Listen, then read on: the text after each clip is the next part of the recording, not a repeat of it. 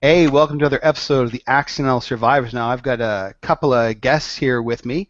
Um, we have the Warden and Dawn. Why don't you both introduce yourselves, starting with the Warden? I am the warden, but for tonight I'm going to be regular Joe Blow. You can also call me Todd. Todd Crapper, actually, be precise. I am the publisher and designer for Killshot, and also, Annie Award-winning kill shot. yes, the Annie Award-winning Killshot. You know, this is my humble mode. And also, too, I run my little imprint, Broken Ruler Games. Before that, I had Emerald Press, which dealt with D&D D20 supplements before. And I've been basically on and off in independent RPG publishing for about 10 to 12 years now. Cool. And Dawn?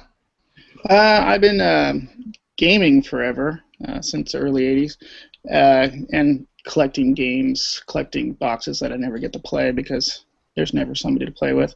Um, I've been doing commercial art or graphic arts since about the same time. I work in the printing industry currently in pre-press. I've helped out on a couple projects doing catalogs and things like that.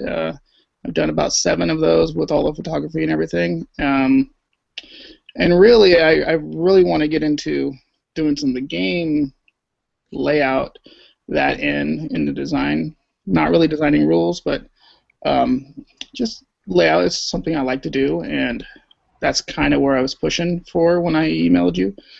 Uh, just trying to Yeah. break in. Yeah, and that's a good segue because this all started with an email from Dawn just asking some thoughts about a graphic designer breaking into the RPG industry. Now, I'm not a graphic designer, and so I mean, were I talking to writers, like I could certainly discuss that. So what I did was I asked a few graphic designers. Now, the graphic designer that's with us right now is the Warden, Todd. We're hoping that Rob Wakefield and or Kieran Robinson might be able to pop in, both who are also graphic designers who do work within the RPG industry. Now, when I talk to writers, one of the things that I generally tell them is that if you're being offered the opportunity for exposure, it's not worth it. And I think I'm going to, and again, I don't have a lot of experience with graphic design, but I think I'm going to have to say the same thing here. And I'm saying this as a publisher because whether you do work in the RPG industry or not, I'm going to want to see your work, be it RPG, like you mentioned, catalogs done, whatever. Were I paying somebody to do layout, that's what I'd be looking at. Not if they've done other work in the RPG industry, because frankly, if you're a graphic designer, you're a graphic designer, right? And that's what I'm paying you for. And if you have a background in games, like for example, all three, Kieran, Todd, and Rob, all of you were gamers first, right? I believe. Todd, you were into games before you got into graphic design? Oh yeah, big time. Yeah, in fact, like with everybody else, when as soon as like it hit 2000 and the OGL license and everything came out, and started realizing, hold on a sec, we can come out with our own material and publish it. That was basically the Pandora's box, I think, as it was for everybody. Yeah. And for for myself, and I think I can probably speak for Todd too, we're both our companies are very, very small, and basically they're one person. Now, Sorges Publishing has kind of grown to include other individuals, basically because they're people I go back to again and again. Rob has been with us since 2005, 2006. First, he started doing covers, then he did the layout for the Corfington Gambit, which I think was 2006 or 2007. So I mean, I've just stuck with him because number one, I know I'm outside of the industry. He was a friend who was a graphic designer who offered his services. But were I looking for somebody to do layout again, if the person was a professional graphic designer who had a portfolio that they could show me and indicate a background in role-playing games, to me that would be enough. So I'm going to say, and I'm stand ready to be corrected. Don't work for free for exposure. What I would do is what I did, and I think what Todd probably did, and I think what Kieran did, and that's if you don't have anybody that wants to pay you for it and you need exposure, do it yourself because the field is very open right now. Todd, correct me if I'm wrong, please. I would agree with that, but at the same time too, I think the biggest challenge that you're going to have, Don, is the fact that when it comes to layout designers in the RPG industry, it's just like it is in the regular industry.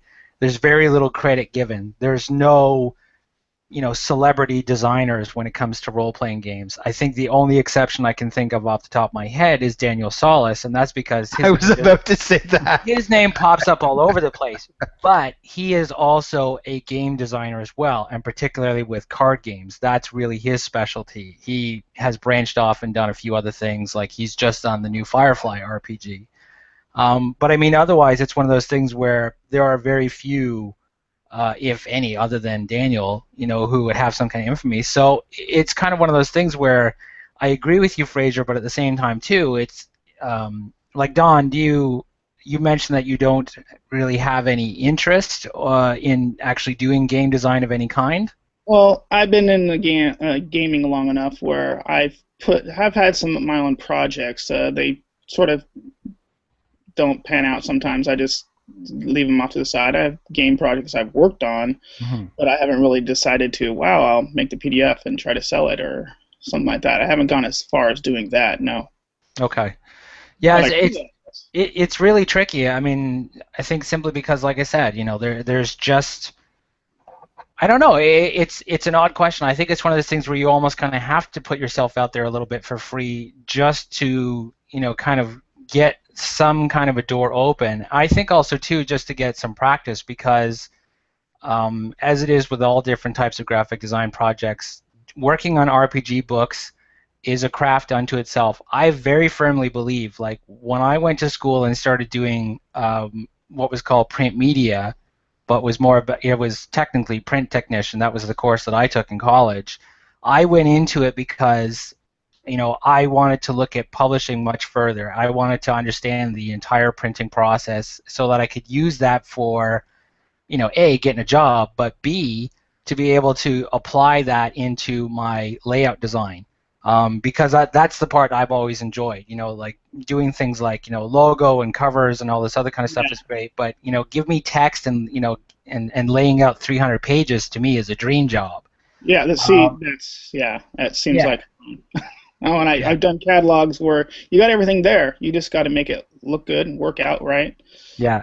I've been of the firm belief that I think, doing layout for an RPG book should almost be like the final exam because there are so many elements to it, and if they don't all work together cohesively, it can actually have a drastic effect on the game itself. As far as how easy it is to find material, this is not just something that people read, this is something that people reference.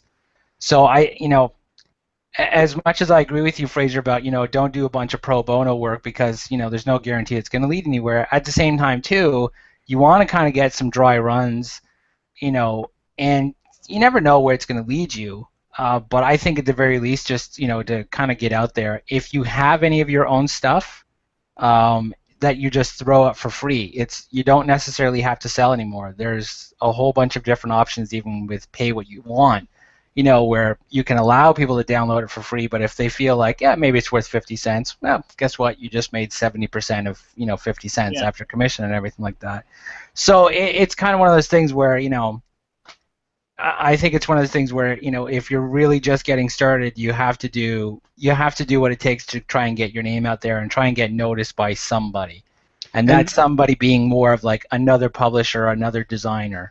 Right, but you've actually hit the nail on the head with the paradox, the catch-22 of the situation. As you said, no one really looks at who lays out products. Mm-hmm. So if you're doing something for exposure, you're not going to get exposure. I'm sorry, you're not, because nobody looks at that. Other publishers might, but they're going to look at other major publishers. So as awesome as Rob's work is on sort of publishing stuff, I don't think anybody from like Studio 2 or from Wizards or from Pathfinder is going to notice it, right? Unless Rob queries them out of the blue, does an absolute cold call query. And if listen, I just had to send an email to an artist who spam queried me. Do not fucking do that ever. Yeah. If you are going to query a company, know who you are talking to. If there is not a art director, then talk to the lead editor, talk to the publisher. In a lot of very small companies, there's one individual. You just send the email to that individual directly. indicate the company's name in the email and indicate at least one product that you know of and can speak about to show that you've done your homework. If you're not willing to do that, I don't really care about your query. And Rob was there and then disappeared. Maybe he was insulted by my statement. Oh, there he is again. Okay. But I mean, like, one of the things you're going to have to do if you want actual paid work is you are going to have to cold call query publishers. And it's the same thing for artists. When we started Sword Edge Publishing, the reason we actually started this company was because I had done some work for another role-playing game company, and my buddy in Halifax, Dean Martin, was doing art, and he wanted to get in the chance to do some artwork. And we were going to do a free product for this company as a supplement for what I had just published for them, as long as Dean could do the art. And this was going to be free.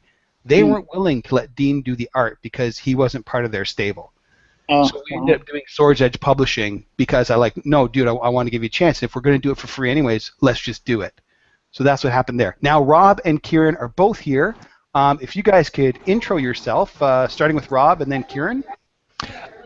Sure. My name's Rob. Yay, done. Done. Hi, Rob. Hi, everybody. I'm not sure how you want me to introduce myself. I'm a host of the Accidental Survivors. I've been a graphic designer for longer than I care to recall. Actually, I can't recall. That's how long it's been. And I'm currently working as an interactive media developer for University of Waterloo, working in their online course development. Awesome. And Kieran? Nice. Kieran's mute is on. I think perhaps there's a situation, but I'd actually. Oh, there now. Sorry, I'm. It's all good, dude. Yeah, my name's Kieran, and sorry. It's okay. I was just. You don't need to apologize for your name being Kieran. You're sounding very Canadian.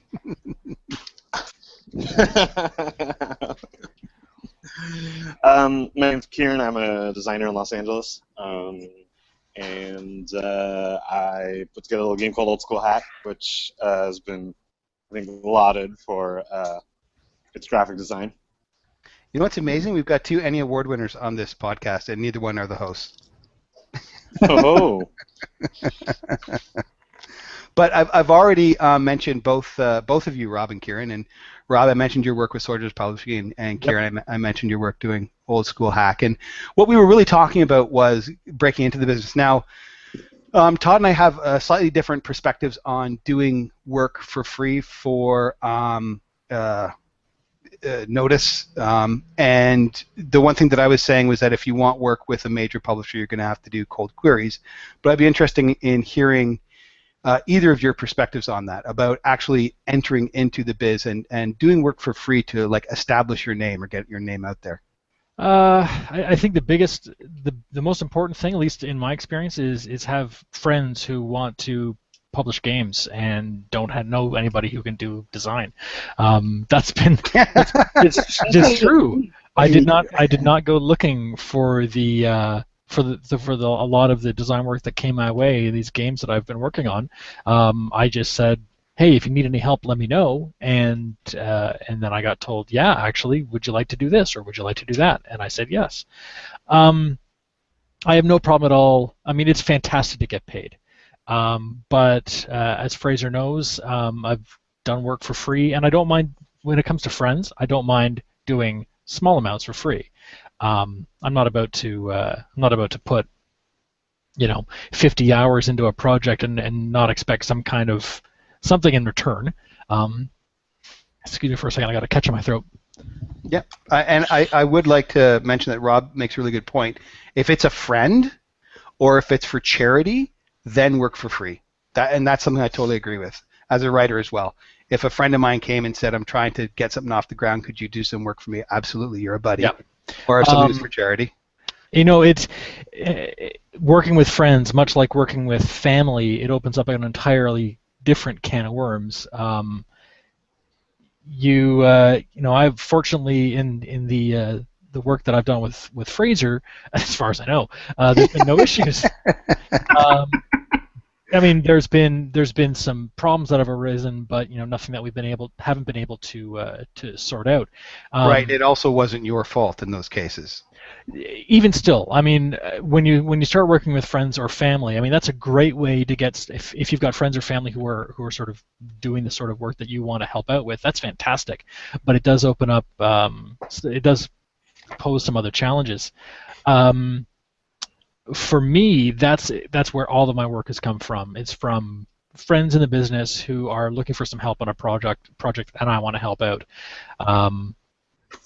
So that's all the stuff that I've done with Fraser has come along. I love to do it, and Fraser needs the help, so I'm there for him. I sure do.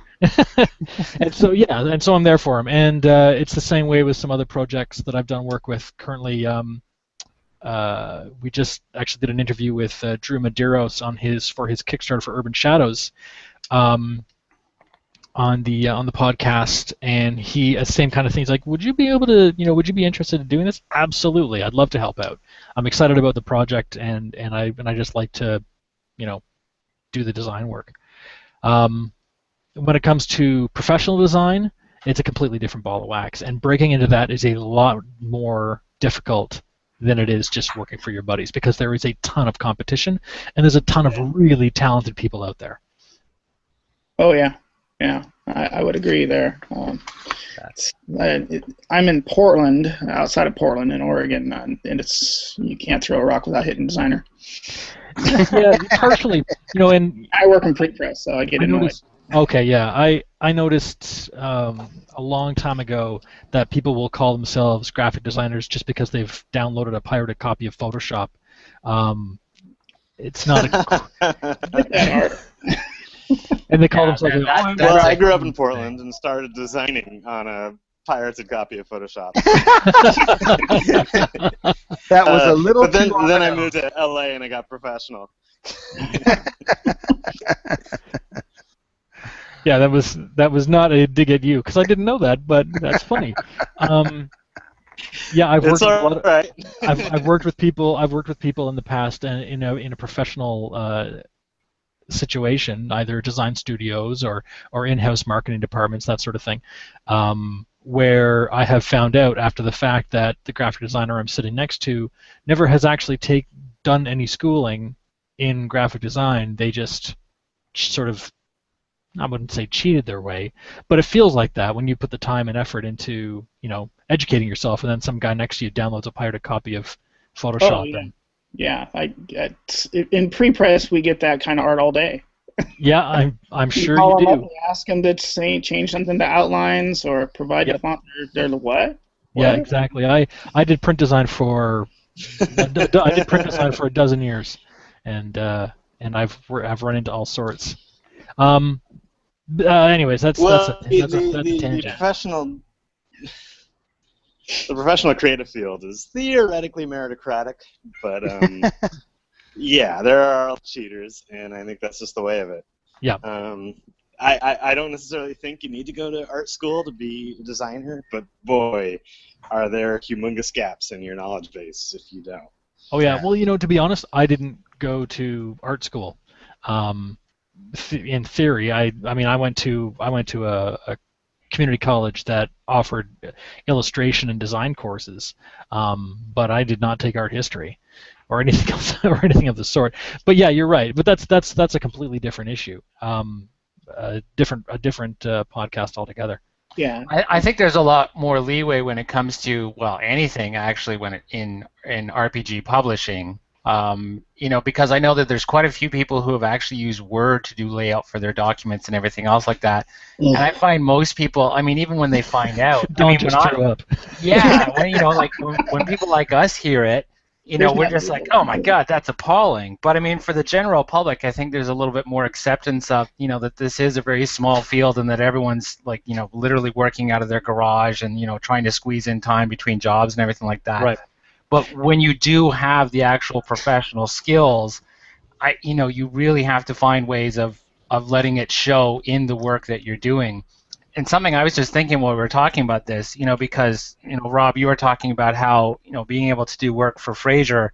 I think one of the other benefits that's happened for you is that Fraser and you guys through the podcast are very active within the role-playing community. You meet other people, network, other people find out about your graphic design skills, and then from there that has now led to being able to do a little bit more work. So you do have a network that you've been able to build through doing some of that free stuff. Barring that, if you don't have anything like that, I think that there are still quite a few options out there.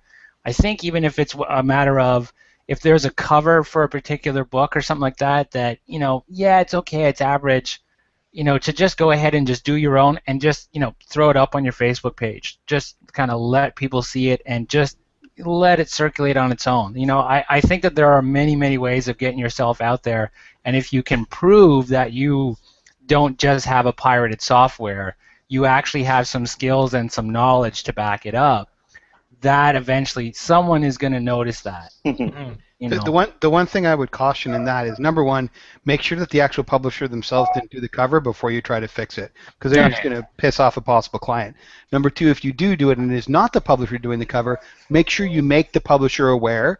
Just say, listen, I'm not trying to, and the way of doing this without submitting directly to them is say, listen, I'm not trying to step on your copyright or anything.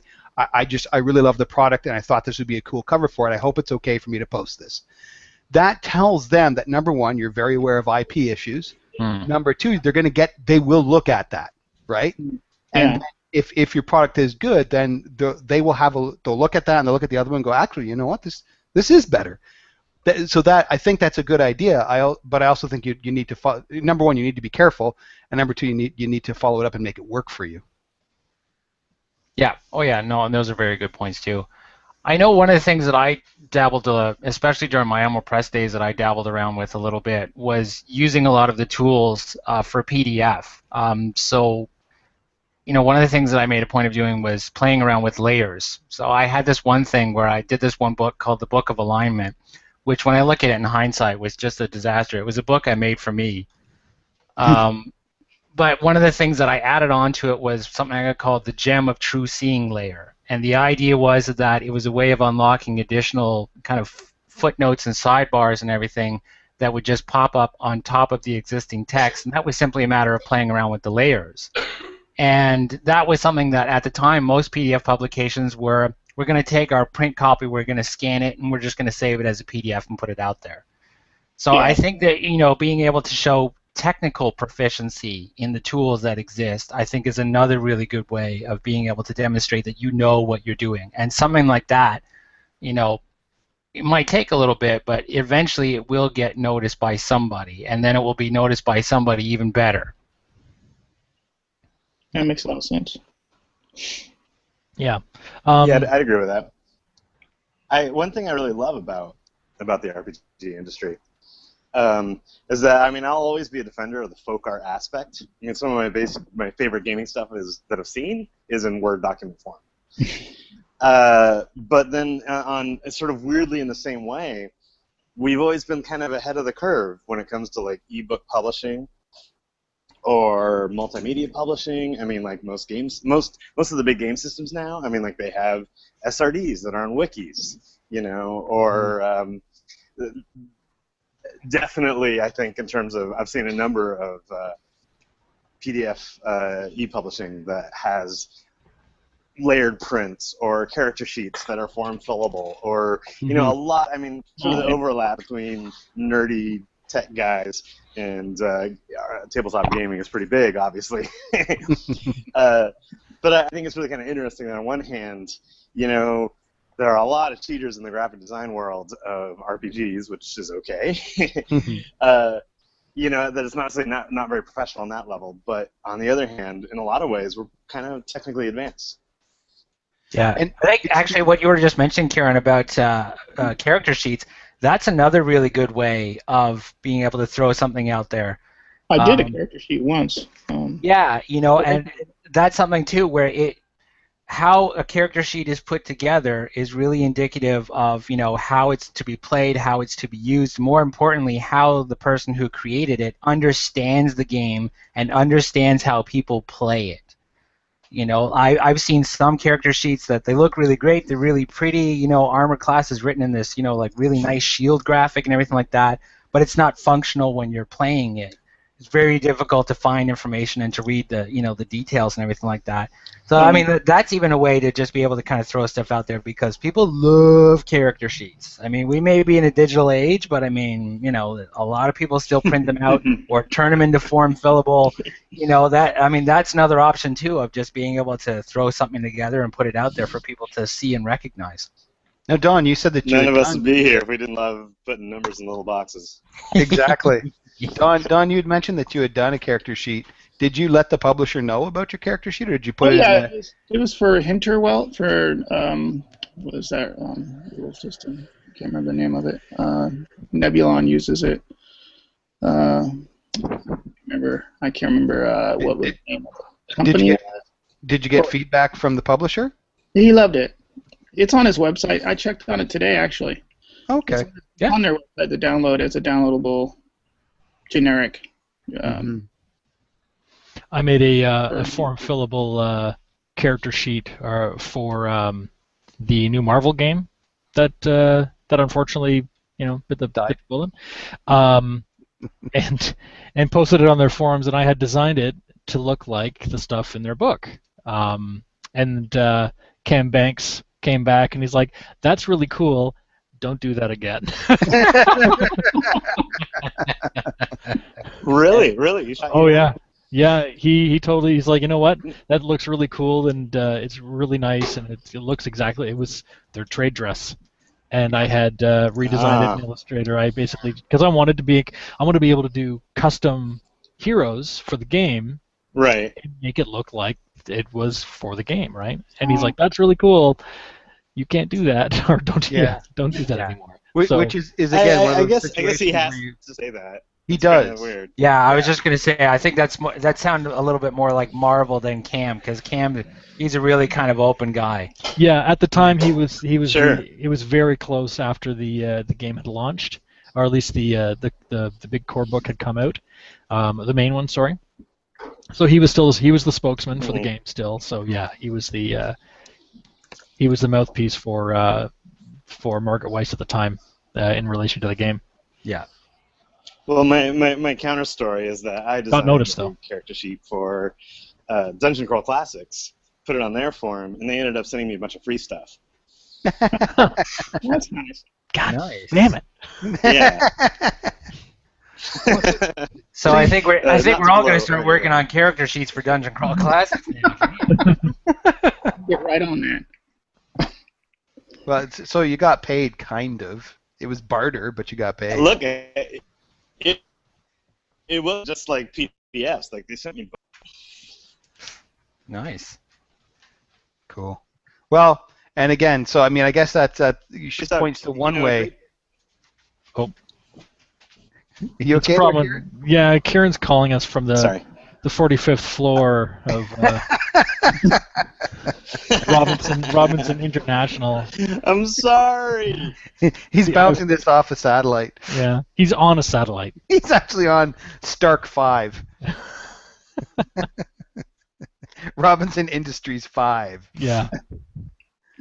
But yeah, I guess that's an example of doing some work for free for a company just to get some exposure. But again, Rob, your story kind of points to the possible IP problems that might generate. So Yeah, and I should have known better. I mean, I'd been in the business long enough. I just thought it'd be cool, and that was my drive. It's like, this will be really cool, and I never even gave a thought to the fact that they might not appreciate the fact that I've copied their trade dress, and even to the Honestly, even sort of, I feel like Marvel's kind of a special case. I think the vast majority of game companies, are pretty garage. They're going to care a lot less. Yeah. It's not the days of, I don't know, TSR of old. What do they call it? Cease and desist days. yeah. Well, yeah. I mean, here's Wizards has a contest actually looking for character sheets. So I mean, they know that people go out there and make up their own sheets. They embraced it at one point in time in the form of a contest. Yep. Well, I mean, I think anyone, with common sense that isn't maybe, in a headlock from legal department is like, yeah, all of this is good for the game. It just rises the tide, so to speak. Yeah. My opinion is it's incredibly easy to actually break into the game industry. The bar is so low that almost the bar doesn't exist. Yep. There's so many people out there who are making things and can make things very easily. They're constantly looking at things. The super challenge, of course, is making any money in the RPG industry because it's a hobby. It's a hobby industry. Everyone's doing it for the love. There's not a whole lot of profit margin. There's not a non-niche audience that gets you the powerful return. Well, my favorite joke is, how do you end up I with don't $1 know. million in the RPG industry? Start with 2 million.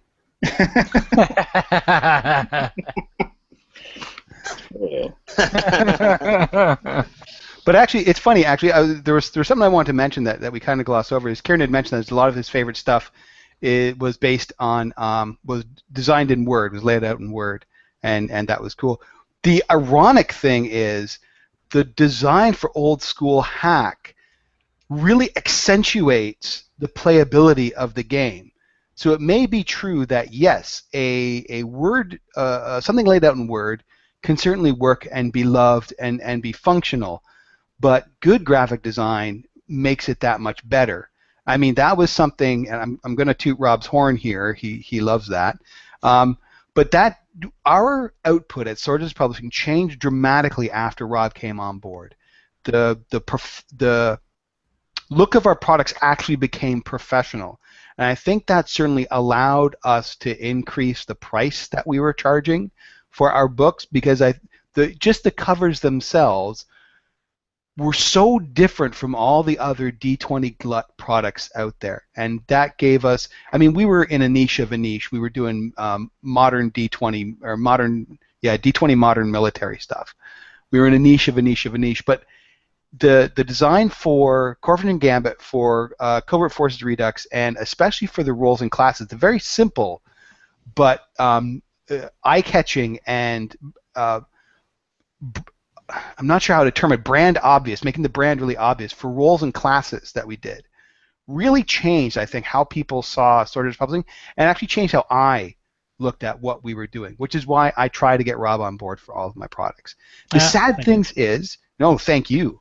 But the sad thing is, as Todd said earlier, that there's no superstar graphic designers in role-playing games except for Daniel Solis, who really is that. And graphic designers fall kind of into the same place as editors among role-playing games, is that people seem to think that they're not necessary, but both of them. Centurion is the one where I actually was able to get everything together into one product, where I got a professional artist, a professional graphic designer, and a professional editor to work on a product. And I don't think we've ever put out anything as good as Centurion. Thankfully, Kickstarter allowed me to pay for all that. Yeah. I think it's one of those things too when it comes to graphic design, is that it's the silent role in everything. Like good graphic design, you don't notice it. You're just able to read. It's clean. You're able to just enjoy it. Everything's very fluid. It's nothing you notice. Graphic designers, a good graphic designer is basically the Harvey Keitel of any project. Call on him to clean things up and to make sure that that everything's going to work out. No one's going to go to jail. No one's going to get in trouble. So I mean, in that way, yeah, it is kind of really hard to stand out because if you've done your job right, no one should notice it. Yep. The only people who would be other graphic designers. Like I'm sure we're all in the same boat where whenever we look at something, we're dissecting like tiny little details and everything like that. It's daily. Yeah, exactly. It's very hard to appreciate. It's like anyone who goes to film school or anything else like that. You can't just watch a movie anymore. You're so busy fixated on how the focus is and the color filters and everything like that. And next thing you know, the movie's over and you weren't really paying attention to the plot. I worked with a guy a number of years ago. A bit of a mentor figure for me, and he described. Let me see if I can get this right. He described graphic design like a beautiful wine glass. That is designed. I mean, you get wine glasses that are designed for specific types of, like for red or white wine, and they add to your experience. But you don't really pay attention to the glass. You're paying attention to the wine, but it's like it's the glass that adds to that experience. People don't even notice it, but without it, well, you'd be covered in wine. It would without it, it wouldn't be the same. If you were drinking that wine out of a plastic tumbler, out of a red cup, it wouldn't be the same. You'd be in university. Yeah, exactly. But yeah, and I always like that. I like that way of thinking of it.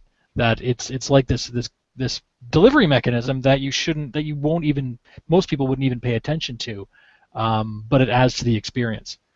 Yeah, exactly. Just like there's certain glasses that are designed for certain kinds of beer, because certain kinds of beer sits better, it looks better, or the nose is important, all these different things. And if you go to a regular bar, you get a pint glass. That's what you get, right?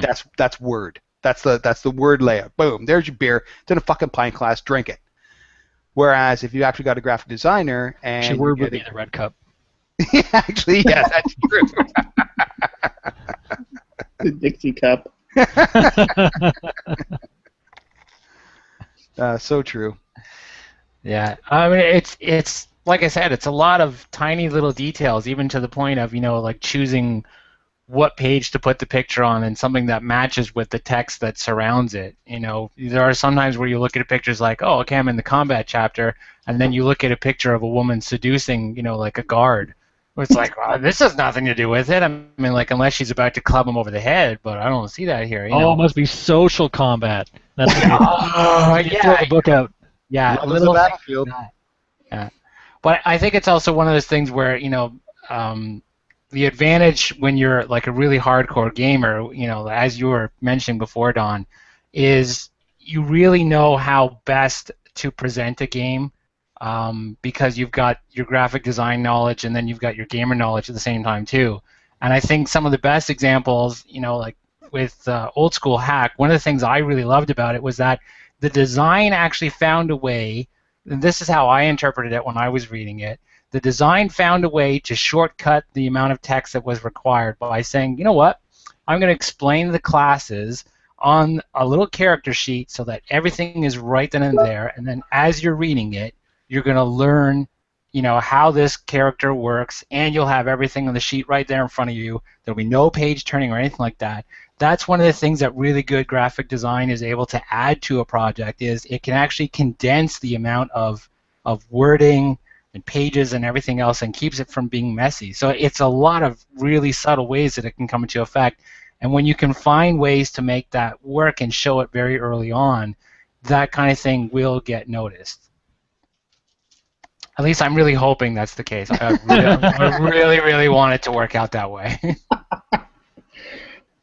So it seems like it makes a lot of sense there. I mean, you can sort of display it the way it needs to be displayed to get the game across, the feel of the game and the texture sort of to the players. That's what grabs me when I just pick up a book off the shelf. I flip through it and say, oh, well, I can get an idea of how this game's going to go without even reading anything. And that's kind of where I see the job as well as far as design goes. Yeah, it's an advantage that a lot of graphic designers might not necessarily have with a lot of regular work they do, in their paid jobs. Like, I work at a ski resort. I've never put on a pair of downhill skis in my life. And so I've had to really kind of literally study the culture and the community to get an understanding of it so that I can find ways to get that across in the work that I'm doing.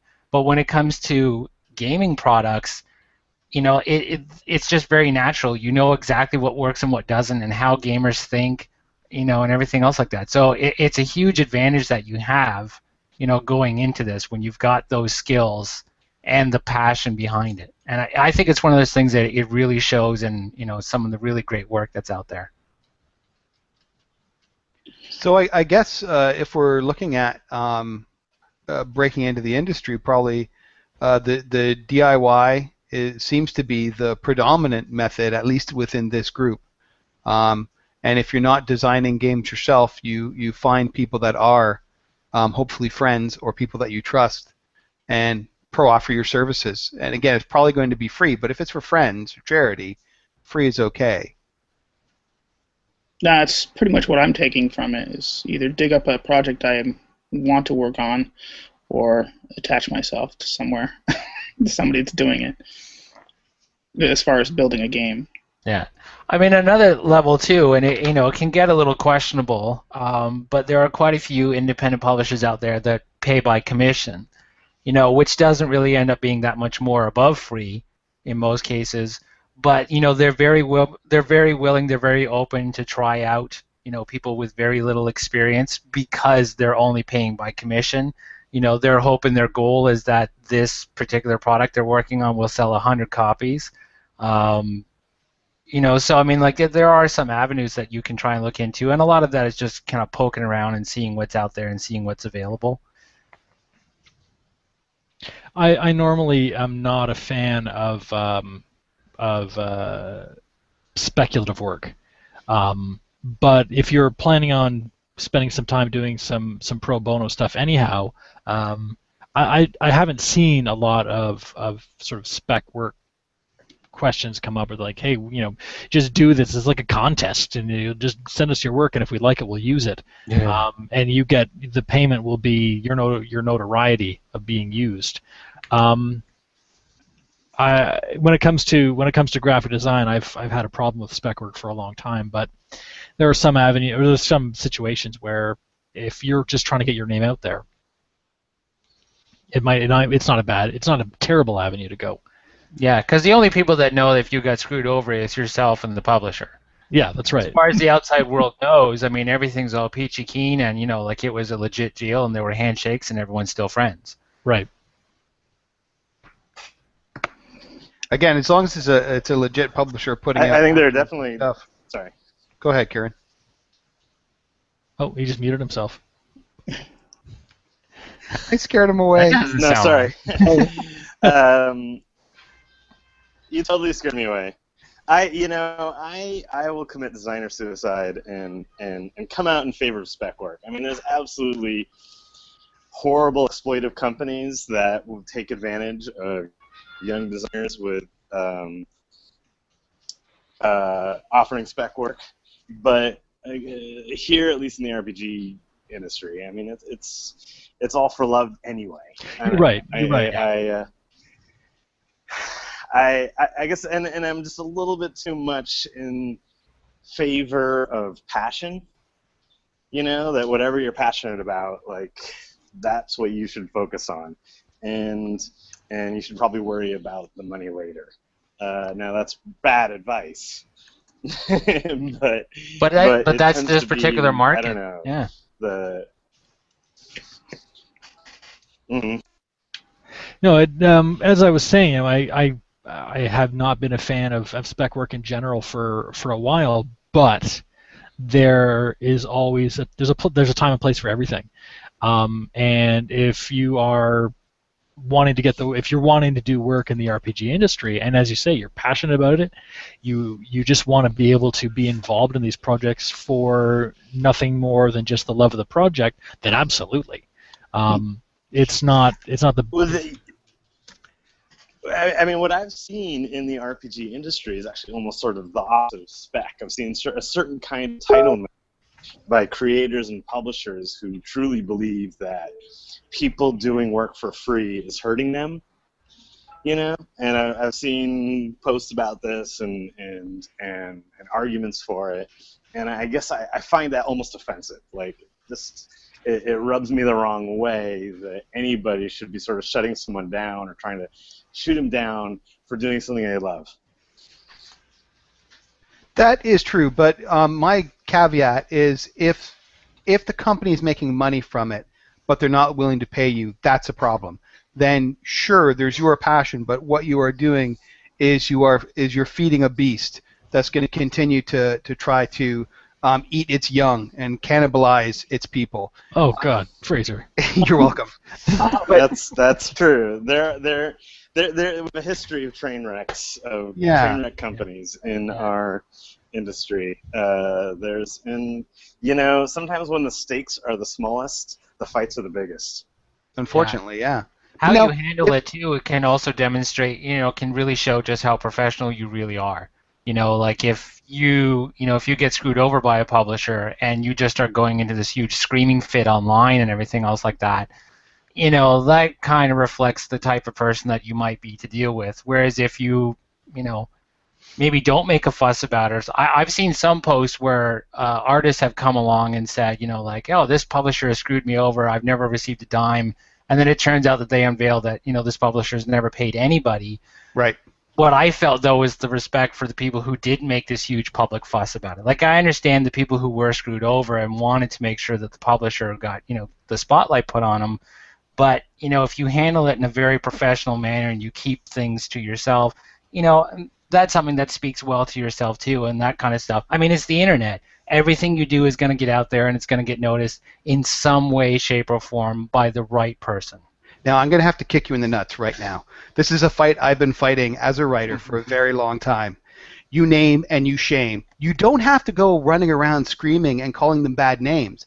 But if someone doesn't pay you, there's nothing unprofessional about after you exhaust all your options, going into the community and saying, this individual, I did work, this is the work that I've done, you've seen it, it's out there, I haven't got paid for it, bottom line.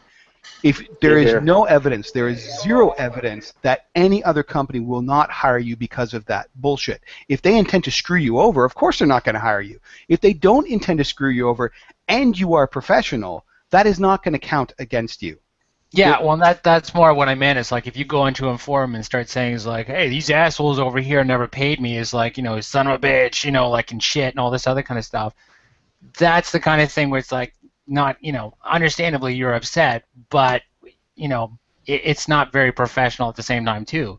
Going on there and saying, I want to make sure that there are other, like going on to an artist forum or something like that, rather than the general public. But, that's a difference of opinion. Like I said, how I view how someone handles a situation is going to be very different from how other publishers and other people are going to view the situation. But I don't want to scare anybody off from naming and shaming because, again, I have seen no evidence, zero evidence whatsoever in 2 decades of working as a writer of any company rejecting a writer because they have named and shamed. Again, if they intend to screw you over, you're right. They will avoid you. You want them to avoid you because you don't want to be screwed over again. Yep. If you are professional about things and you name and shame, you say, listen, this is the situation. This is what happened. You're truthful, you're honest, you're concise, and you're professional. It's not going to hurt you in the future. And I really don't want people to be afraid to do that because the more common it is, the less likely it's going to be. And I'm sorry, but the RPG industry is rife with this, and it sucks. Yeah, good point. It's a good point. Wow, I silenced everyone. I'm awesome. Well, that just means that nobody has anything to say to that. I mean, I've been burned freelancing before, doing just graphics work, and see the ads and see stuff in a newspaper, and I'm like, hey, I did that. I never got paid. And I just don't do freelance anymore, really, unless it's pro bono, unless I'm doing it for a friend. Yeah, it's just as ripe in graphic design as it is in writing and a lot of other creative fields. So. Okay, well. So let's avoid that. Yeah. So listen. I got a lot of good information from you guys. Yeah, well, I mean, this is basically. I know that there's other people out there with the same questions that you had, Don. I mean, we really kind of did the very general how to get into it. But are there any specific questions you might have? No, I mean, there was some, I was thinking about portfolio and stuff, so samples seems like I need to start there with some things like that. And it sounds like getting in is getting a friend that's in or do it yourself. Then once you're in, maybe you get a network spreading. And for building, and if your portfolio is feeling a little anemic, that's when, as we were saying earlier, about picking that cover of a game that you like and you want to try doing again, there's nothing to say you can't do that and add it as a portfolio piece if you're happy enough with it. It doesn't have to be something that's been out in the industry and published and out in the world. If you've made something and you're happy with it and you think it's portfolio material, put it in. Yeah, I think I'll be doing that. Yeah. Also, it's interesting. We mentioned free products. Working for free products. I mean, if you're involved in the community, you're obviously going to be stumbling upon designers, people with ideas, stuff like that. If you happen to encounter someone whose ideas you really appreciate, who might be perhaps getting the work out in a free format, but something that is not perhaps as attractive as it could be, like on a website or a bunch of posts in a community forum or whatever, you can always contact an individual and say, listen, I love what you're doing, and I would like to present it in a better format, which is going to accentuate its functionality. So how about we pair up? And again, it's a free product, and it's got, like Kieran was saying, the passion to it, and it will give you something to throw into your portfolio. And who knows, it might take off. I mean, like free products in role-playing games are not like free products elsewhere. They're not shat upon. I mean, Old School Hack is free. Lady Blackbird is free. There's a lot of free stuff out there that people absolutely adore. So you might be the one that actually introduces something else that people adore, but they might not have noticed otherwise because of how it had been presented. Yeah, it's the reason why there's award categories for free products. And it's not. I mean, they've even broken it down now into true free products where it's like this is the game, like Old School Hack, name dropping. That's that is completely free, and that's a game that exists entirely onto itself. And they've even separated it so that you've got free promotional products because it was starting to blur the line a little bit. So there's a lot of respect in this industry for things that are free. I think sometimes even more than the paid stuff, because in that case it's totally about the passion. That's someone who's just like, I don't care how it gets out there. I just need it to, I need it to be out in the world. The world must find a way to appreciate it, and there's a lot of respect for that kind of stuff. So, I mean, who knows? I mean, there might even be an argument to say that going out with something completely free is the absolute best way of doing it because it shows your passion for your work. I would agree with that. Like again, if you look at, and I mean, yes, Kieran's on this podcast, but he knows our love of Old School Hack predates his arrival on the podcast by quite a span. But I mean, Old School Hack and Lady Blackbird to me are two examples of free products that look better and work better than 98% of the paid products out there. Or I would go as far as say 99.5% of the paid products out there. And that's why there is the cachet in free products in role-playing games you don't have elsewhere. Yep. Awesome. I'm sorry to say, but I need to get heading out here. Yep, understood. Time is up. Well, thank you, everyone, for joining us. Thanks, Kieran, Rob, and Todd, and Don. Thanks for your question. Absolutely. Thanks for coming up. Absolutely. Everybody. Thanks for coordinating. All right, so we will shut this broadcast down. Back to the basement, trolls.